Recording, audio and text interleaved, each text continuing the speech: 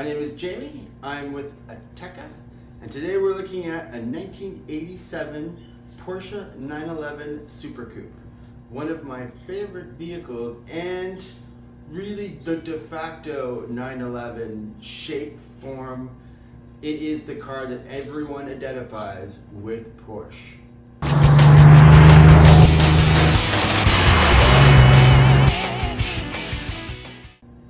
So tying the look, the presentation, and the feel of the car together, look inside and out, the good. Everyone knows that this is a classic 911, and it is the shape and feel of every 911 since. It's physically got great presence, it's a gorgeous car. Inside, it's a little basic relative to newer cars, but it can be upgraded, so that it's easy to live with. Things like air conditioning and other ventilation tools are also insufficient relative to some new cars. But the good is that everything is mechanical, works very well. These cars were predominantly handmade, and so maintenance and keeping the inside and the outside working properly and looking to original specification is quite easy to do. All right, 1987 Porsche Super Carrera, the last of the analog. This one's about 230 horsepower, and no seat heaters, no traction control,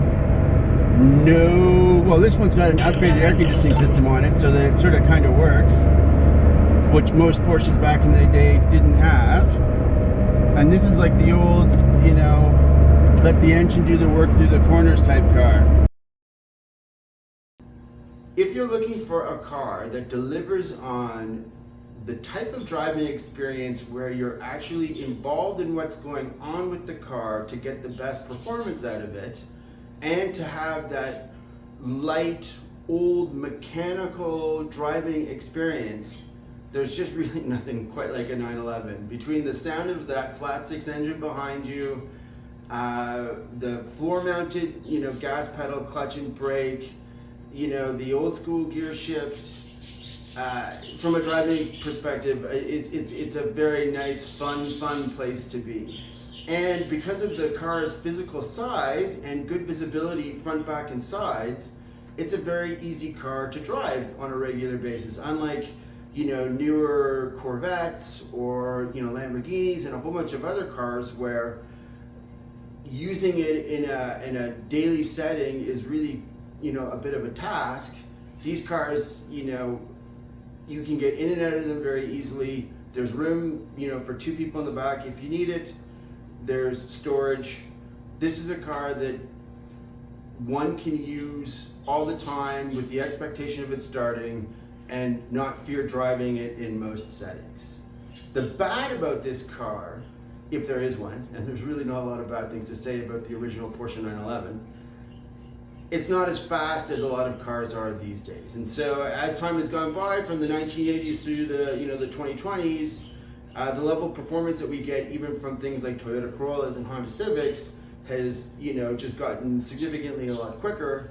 And so though still very fun to drive, it does not feel as electric or as exciting as something that's got double the horsepower, which is what you'd be looking at if you were buying a brand new sports car today.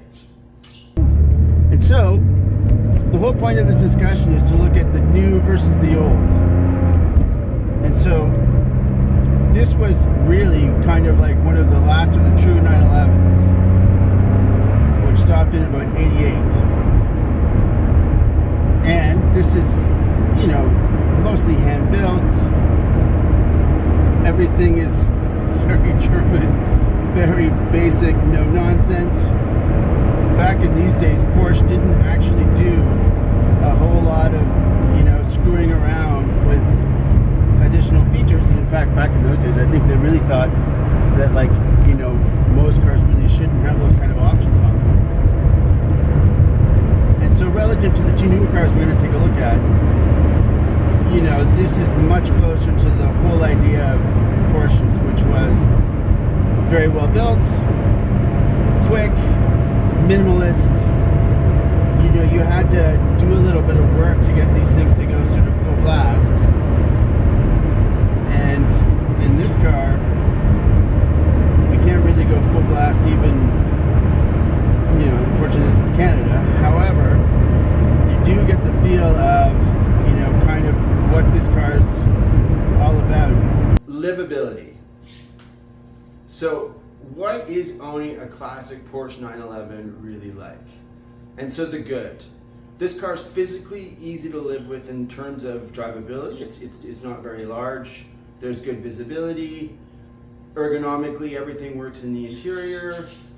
The seats are places that you can spend a lot of time. And it's versatile because it's got, you know, the smaller back seats, and it's actually got usable storage in the front trunk area.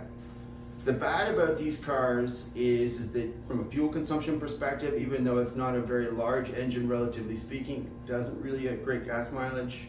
It does not come with things like traction control, anti-lock brakes, you know, remote keyless entry. Some of these things could be installed, but this is a very bare bones car, and it provides a bare bones performance oriented driving experience.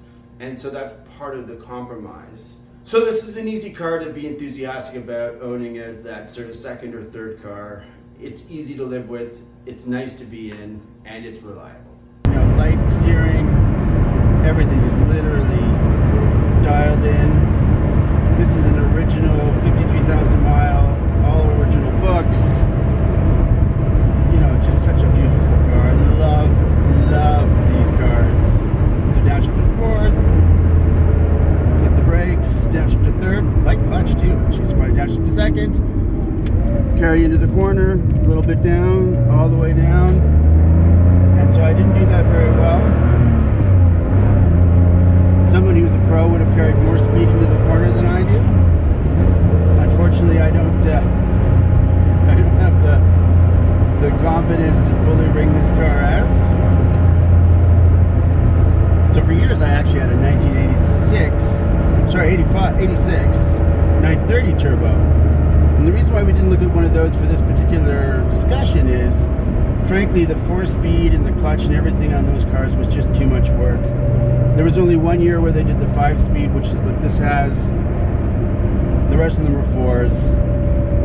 As long as you were in second or third gear, they were okay, but, you know, this is just a much more, you know, complete and usable car. You could drive this every day in traffic or without. Interesting little fun fact. So on Porsches, the clutches are all mounted off the floor, and so you get that kind of nifty feeling of pushing over and down. So getting a classic 911 like this is probably not going to be coming from a dealership. There is some work involved in terms of acquiring a car like this, and their prices have gone up quite substantially, you know, since about beginning in, you know, the early 2000s, which was the bottom of their market. The vehicle that we were in, that 87 911 SC, which was, you know, full books and records, all original, maintenance and service up to date, and everything functioning. My expectation is purchasing a car like that in today's market would be somewhere around the $100,000 Canadian mark. The good news is, though, is the prices aren't really subject to a great deal of change. I don't think that these cars are ever really going to go materially below the $60,000 or $70,000 mark, even in a downside market. And there is still the potential that there, if you got the right version of this car, that there would be some upside in terms of, you know, what its value in the future could be. And in terms of day-to-day running costs, if you're using this as a summer car and doing, you know, 3,000 to 5,000 kilometers per year, you know, one can expect that outside of oil changes and regular maintenance, there really isn't a lot of, you know, big expenses associated with the original 911. Quick take, 1987 Porsche Super Coupe conclusion. If you really like the way that these cars look, they deliver on every other variable, and I really strongly recommend that as an alternate to getting a brand new sports car like a brand new 911, that if you are open-minded to these types of vehicles, this is well worth the look. Thanks for watching this video from Autekka. We deal in new and used cars, so for further information, please reach out to us. Support at autekka.com. Looking forward to hearing from you.